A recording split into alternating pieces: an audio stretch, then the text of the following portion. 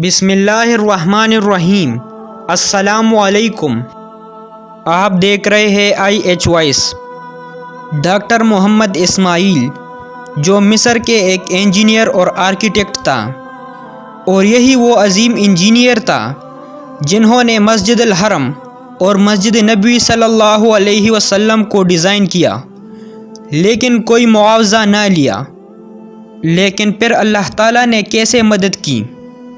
Doctor محمد کمال اسماعیل مصر کی تاریخ کا سب سے کم عمر شخص تھا جس نے ہائی اسکول سرٹیفکیٹ حاصل کیا، پھر رائل اسکول آف انجینئرنگ کا سب سے کم عمر طالب علم جس نے وہاں سے گریجویٹ ڈگری لی، پھر سب سے کم عمر جس کو یورپ سے اسلامک آرکیٹیکچر میں ڈائریکٹریٹ کی 3 ڈگریاں لینے کے لیے بھیجا گیا۔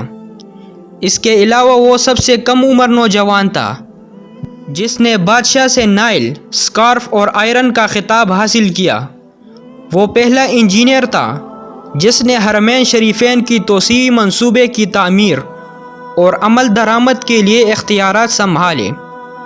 اس نے شاہ فہد اور بن لادن کمپنی کے بار بار اصرار کے باوجود انجینئرنگ ڈیزائن اور آرکیٹیکچرل نگرانی کے لیے کسی قسم کا معاوضہ لینے سے انکار کر دیا، اور کہا کہ میں 2 مقدس مساجد کے کاموں کے لیے کیوں معاوضہ لوں، اور قیامت کے دن اللہ تعالیٰ کا کیسے سامنا کروں گا۔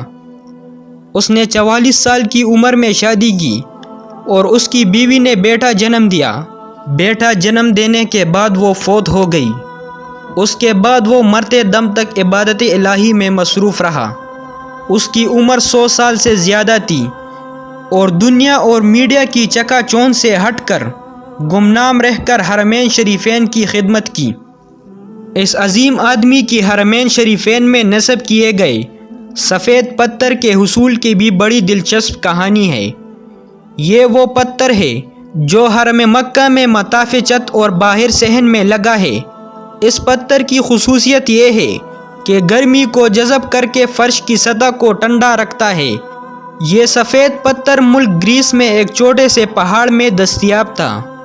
وہ سفر کر کے گریس گئے اور حرم کے لیے کافی مقدار میں تقریباً آدھا پہاڑ خریدنے کا معاہدہ کیا۔ معاہدہ پر دستخط کر کے وہ واپس مکہ لوٹے اور سفید پتھر سٹاک میں آ گیا اور حرم شریف میں پتھر کی تنصیب مکمل کرائی۔ 15 سال بعد سعودی حکومت نے ایسا ہی پتھر مسجد نبوی صلی اللہ علیہ وسلم میں بھی نصب کرنے کو کہا۔ انجینئر محمد کمال کو جب بادشاہ نے مسجد نبوی صلی اللہ علیہ وسلم میں بھی ویسا ہی ماربل لگانے کو کہا تو وہ بہت پریشان ہوا، کیونکہ کرۂ ارض پر واحد جگہ گریس ہی تھی جہاں یہ پتھر دستیاب تھا، جو کہ آدھا پہاڑ تو وہ پہلے ہی خرید چکے تھے۔ انجینئر محمد کمال بتاتے ہیں کہ وہ گریس میں اسی کمپنی کے چیف ایگزیکٹو کے پاس گئے، اسے ملے اور ماربل کی بقایا مقدار جو بچ گئی تھی اس کے بارے میں پوچھا تو چیف ایگزیکٹو نے بتایا، وہ ماربل تو ہم نے آپ کے جانے کے بعد بیچ دیا تھا، اب تو 15 سال ہو گئے۔ کمال بہت افسردہ ہوا اور میٹنگ چھوڑ کر جانے لگا تو آفس سیکرٹری سے ملا اور گزارش کی کہ مجھے اس شخص کا پتہ بتاؤ جس نے بقیہ تمام ماربل کی مقدار خریدی۔ تو اس نے کہا کہ پرانا ریکارڈ تلاش کرنا بہت مشکل ہے، لیکن آپ مجھے اپنا فون نمبر دے دیں، تلاش کرنے کی کوشش کرتا ہوں۔ محمد کمال نے اسے اپنا فون نمبر اور پتہ دیا اور اگلے دن آنے کا وعدہ کر کے چلے گئے۔ دفتر چھوڑنے سے پہلے محمد کمال نے سوچا کہ مجھے کیا ضرورت ہے کہ کس نے خریدا، اللہ خود ہی کوئی بندوبست کر دے گا۔ اگلے دن ایئرپورٹ جانے لگے۔ چند گھنٹہ قبل اسے فون کال آئی کہ مجھے ماربل کے خریدار کا ایڈریس مل گیا ہے۔ اب میں محمد کمال بہت آہستہ رفتار سے دفتر گیا کہ اب کیا کروں گا خریدار کے ایڈریس کو، کیونکہ اتنا لمبا عرصہ گزر گیا ہے۔ کمال دفتر پہنچا تو سیکرٹری نے کمپنی کا پتہ بتا دیا جس نے ماربل خریدا تھا، جب محمد کمال نے پتہ دیکھا تو کچھ دیر کے لیے اس کا دل دھڑکنا بھول گیا، پھر زور کا سانس لیا کیونکہ وہ کمپنی جس نے ماربل خریدا تھا وہ سعودی کمپنی تھی۔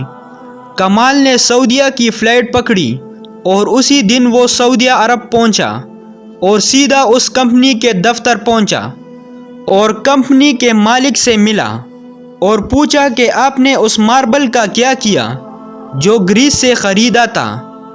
تو اس نے کہا مجھے یاد نہیں۔ پھر اس نے اسٹاک روم سے رابطہ کیا اور ان سے پوچھا کہ وہ سفید ماربل جو گریس سے منگوایا تھا کدھر ہے؟ تو انہوں نے جواب دیا کہ وہ ساری مقدار موجود ہے اور اس ماربل کو کبھی استعمال نہیں کیا گیا۔ تو کمال ایک بچے کی طرح رونے لگا اور کمپنی کے مالک کو پوری کہانی سنائی۔ اس نے کمپنی کے مالک کو بلینک چیک دیا اور کمپنی کے مالک سے کہا کہ اس میں جتنی رقم بھرنی ہے بھر لو اور ماربل کی تمام مقدار میرے حوالے کر دو۔ جب کمپنی کے مالک کو پتہ چلا کہ یہ تمام ماربل مسجد نبوی صلی اللہ علیہ وسلم میں استعمال ہونا ہے تو اس نے کہا کہ میں 1 ریال بھی نہیں لوں گا، یہ ماربل میں نے خریدا اور پھر میں بھول گیا۔ مطلب یہی تھا کہ یہ ماربل مسجد نبوی صلی اللہ علیہ وسلم میں استعمال ہونا تھا۔ سبحان اللہ۔ ناظرین، اس واقعے سے یہ اخذ ہوا کہ ہم جو بھی کام اللہ تعالیٰ کے رضا کے لیے کریں اور ہم جو بھی کام خالص اللہ رب العزت کی رضا کے لیے کریں تو پھر اس راستے میں چاہے جتنے بھی مشکل یا پریشانی ہو اللہ ہماری مدد ضرور کرے گا۔ سبحان اللہ، سبحان اللہ۔ ویڈیو دیکھنے کا شکریہ۔ اگر آپ کو یہ ویڈیو پسند آئی ہے تو اس ویڈیو کو لائک، کمنٹ اور شیئر کر دیجیے گا اور ہماری چینل IH وائس کو سبسکرائب